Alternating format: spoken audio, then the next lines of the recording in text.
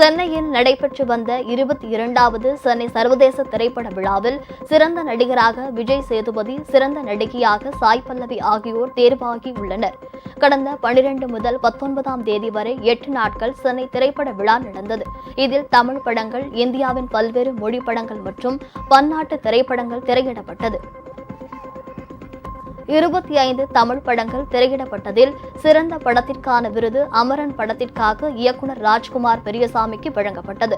சிறந்த நடிகைக்கான விருது அமரன் படத்திற்காக நடிகை சாய் பல்லவிக்கு, சிறந்த நடிகர் விருது மகாராஜா படத்திற்காக நடிகர் விஜய் சேதுபதி பெற்றுக் கொண்டார்.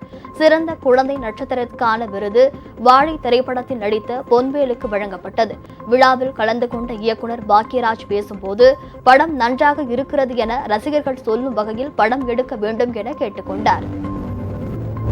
மீடியாவில் எல்லாருமே உங்களுடைய ஒத்துழைப்புலையும் உங்களுடைய உதவியில், இன்னும் சொல்ல போனால் ஸ்ட்ராங் ஃபவுண்டேஷன் கிடைக்கிறதே எங்கள் எல்லாத்துக்குமே, சினிமாவில் இருக்கிற எல்லாத்துக்குமே எல்லா மீடியாக்கள் மூலமாக தான். அது ஜனங்க பார்த்து முடிவு பண்ண. ஆனால் அதில் உழைப்புங்கிறது வந்து சின்சியரான ஒரு உழைப்பு அப்படிங்கிறத அதை கில் பண்ணுற மாதிரி பேசுனதுங்கிறது தப்பான ஆட்கள் தான். அந்த மீடியா கையில் கிடைச்ச உடனே அதை வச்சுட்டு பேசிட்டாங்க. அது ரொம்ப கஷ்டமாக இருந்தது. அதனால் மீடியாக்கள் நீங்கள் கொஞ்சம் கேர்ஃபுல்லாக இருந்தீங்கன்னா இண்டஸ்ட்ரிக்கு அந்த அளவுக்கு ஒரு பாதிப்புங்கிறது வராத அளவுக்கு